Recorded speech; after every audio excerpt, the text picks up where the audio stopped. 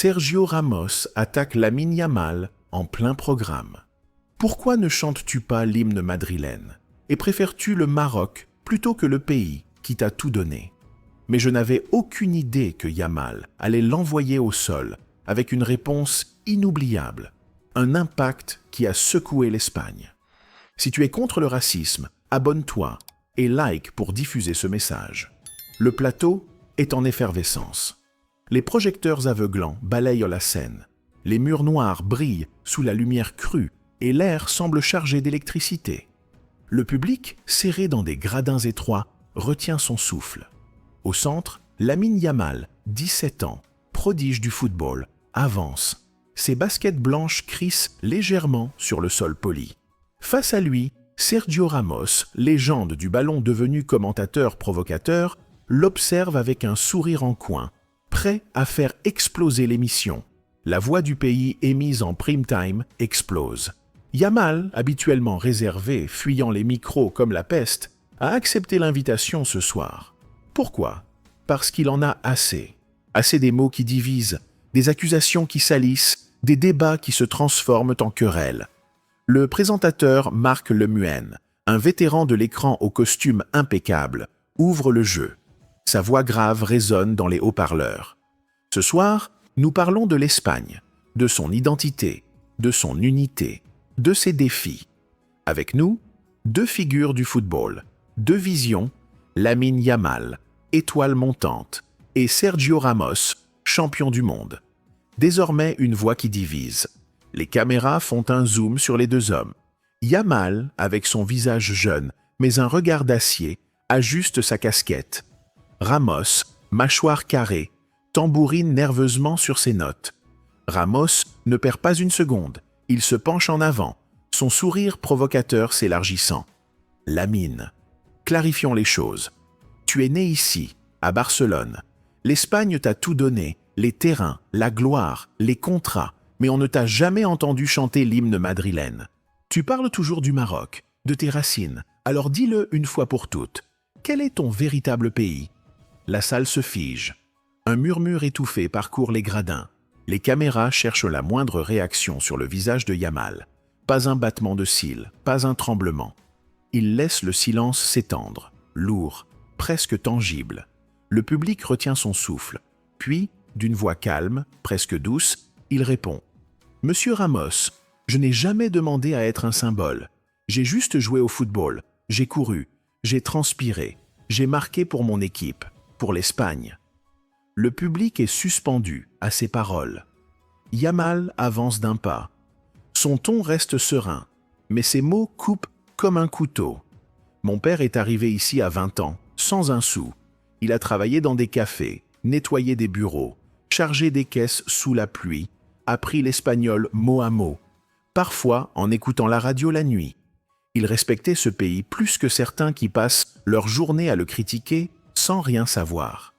Ramos tente d'interrompre avec un sourire moqueur. C'est une belle histoire, mais cela ne répond pas à la question. Pourquoi ce silence pendant l'hymne? Pourquoi toujours le Maroc? Yamal ne bouge pas. Il fixe Ramos d'un regard perçant. Ma mère m'a appris une règle, monsieur Ramos. Un homme, un vrai, aide, respecte, unit, ne divise pas. Vous parlez de loyauté, mais qu'est-ce que c'est pour vous? Aimer l'Espagne, c'est crier plus fort que les autres ou faire son travail de tout cœur sans écraser les autres. Des murmures d'approbation s'élèvent des gradins. Une femme dans le public, un foulard coloré sur les épaules, hoche la tête, les yeux brillants. Yamal continue, sa voix prenant en intensité. J'ai grandi à Rocafonda, un quartier où l'on se soutient les uns les autres, où des gens au nom venus d'ailleurs se lèvent à l'aube, travaillent dur, rêvent pour leurs enfants, des gens comme mes parents. Et vous, qu'avez-vous fait pour eux? Pour ces Espagnols que l'on regarde de travers? Un frisson traverse la salle. Marc Lemoin, dépassé, tente de reprendre le contrôle. « Eh, merci Lamine, mais c'est trop tard. » Le public applaudit déjà, non pas pour le spectacle, mais pour la vérité crue qui vient de surgir. Yamal conclut, sa voix résonnant dans le studio. « J'ai porté le maillot rouge de l'Espagne. J'ai tout donné sur le terrain, pas avec des discours, avec des actes. Je ne pousse pas les Espagnols à s'affronter. Vous semblez en faire votre carburant. » Ramos est sonné. Ses notes, soigneusement préparées, lui échappent des mains. Il tente une riposte, mais sa voix tremble légèrement. Vous évitez la question. Nous voulons des réponses claires. Qu'est-ce que vous défendez au fond? Yamal esquisse un sourire presque imperceptible. Parler, ce n'est pas crier. Défendre l'Espagne, ce n'est pas diviser, c'est montrer l'exemple. Je veux une Espagne où les enfants avec des noms comme le mien n'aient pas à prouver qu'ils sont d'ici, où nous nous soutenons tous ensemble. La salle s'enflamme, les mains applaudissent avec force. Une femme s'essuie une larme, un homme serre les poings, ému. Une adolescente, le portable à la main, filme la scène. Les yeux brillants, Ramos baisse le regard. Il sait qu'il n'a pas seulement perdu un débat, il a perdu sa lumière. Marc Lemoine, rouge de honte, tente de reprendre le contrôle. Merci, merci à tous. Mais c'est fini. Ce moment appartient à Yamal, pas à la star du foot, pas à l'icône des réseaux, mais à l'homme. Celui qui parle pour son père, pour sa mère, pour tous ceux qu'on désigne du doigt. Je ne suis pas ici pour plaire, ajoute-t-il d'une voix plus basse mais ferme. Je suis ici pour qu'on arrête de dire aux enfants qu'ils ne seront jamais assez espagnols. Un silence sacré s'installe. Dans les coulisses, les techniciens échangent des regards émus. Ramos ramasse ses affaires, seul dans son coin, le visage fermé. Yamal, de son côté, refuse les interviews. Il s'échappe par une porte dérobée, son sac à dos sur l'épaule, comme s'il revenait d'un simple entraînement. Les jours suivants, l'Espagne s'enflamme. Les réseaux sociaux sont en feu.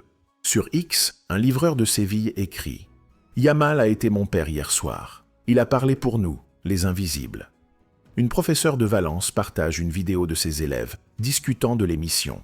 Ils n'ont parlé que de Lamine. Ils ont compris immédiatement. Les hashtags « Yamal parle » et « Ensemble pour l'Espagne » dominent les tendances. À Madrid, Yamal reprend sa routine. Une promenade dans le parc du Retiro. Un mot pour un enfant qui joue au foot. Sois fier de toi, petit.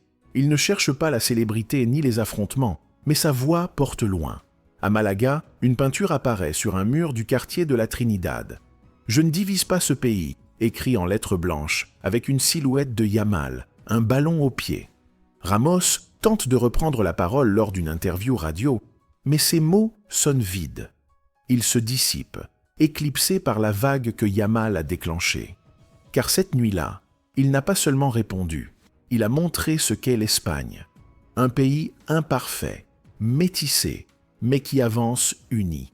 Et ça marque à jamais. L'histoire ne s'arrête pas là. Dans les semaines suivantes, l'onde de choc se propage comme une marée. À Bilbao, un centre associatif organise une projection de l'émission pour les jeunes du quartier de San Francisco. La salle bondée vibre d'émotion. À la fin, un adolescent avec une casquette à l'envers lève la main. Yamal a parlé pour nous. Je veux faire la même chose, montrer qu'on peut être fier sans se battre. Le responsable du centre, un ancien éducateur aux cheveux gris, prend note de l'idée. Quelques jours plus tard, un tournoi de football Juntos por España est lancé. Des équipes mixtes de toutes origines concourent avec joie. Les tribunes résonnent de rires et de chants.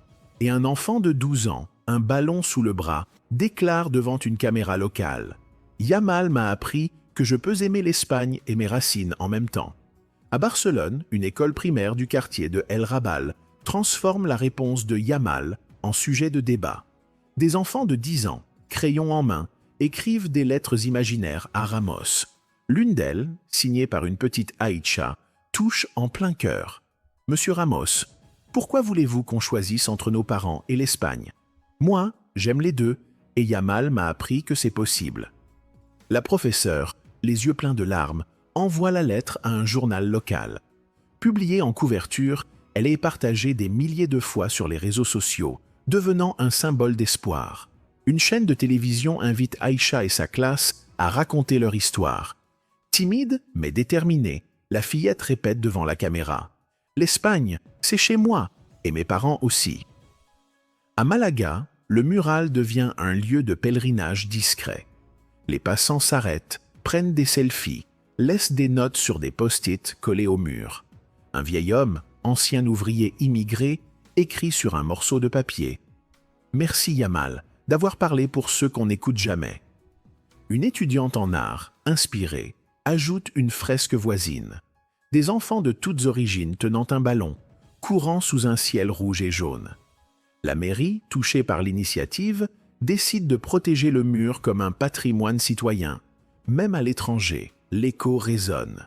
À Londres, un blogueur d'origine marocaine traduit l'échange en anglais et le partage sur son site. Ce que Yamal a fait, écrit-il, c'est montrer qu'on peut répondre à la haine sans tomber dans son piège. La vidéo traverse les frontières, atteint les diasporas espagnoles et marocaines, inspire des débats sur l'identité en Allemagne, en France, au Mexique. À New York, un groupe d'étudiants organise une table ronde intitulée « L'Espagne de Yamal, une leçon d'unité ». Fidèle à lui-même, Yamal visite une association à Saragosse qui aide les jeunes à trouver du travail. Sans caméra, sans discours préparé. Il s'assoit en cercle avec une dizaine d'adolescents, écoute leurs histoires, partage un sandwich. Un garçon timide nommé Jusf lui confie « Après ce que tu as dit à la télé, j'ai moins peur de dire mon nom. Avant, je disais José pour éviter les remarques. » Yamal pose une main sur son épaule. « Ton nom est ta force, Jusf. Garde-le toujours. » Le garçon sourit pour la première fois depuis longtemps. Une nuit à Grenade, Yamal s'arrête dans un petit café du quartier de l'Albessin. La serveuse, une jeune femme d'origine sénégalaise, le reconnaît. Elle hésite en jouant avec son tablier, puis s'approche. « Monsieur Yamal, je viens d'Afrique. Ce que vous avez dit à la télé m'a donné le courage de rester ici, même quand c'est difficile.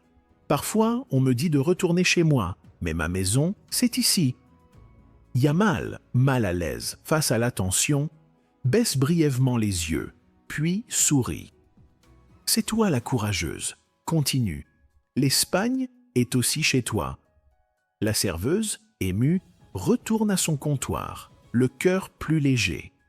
Ce moment à la télé, Yamal ne le mentionne plus, mais au fond de lui, il sait qu'il a planté une graine, pas pour lui, pas pour les projecteurs, mais pour les enfants qui doutent, les familles qui sont jugées, les Espagnols à qui on impose de choisir entre leurs racines et leur pays. Il leur a donné une voix, à ceux qu'on n'écoute pas, et cette voix douce mais inébranlable continue de chanter dans chaque recoin de l'Espagne.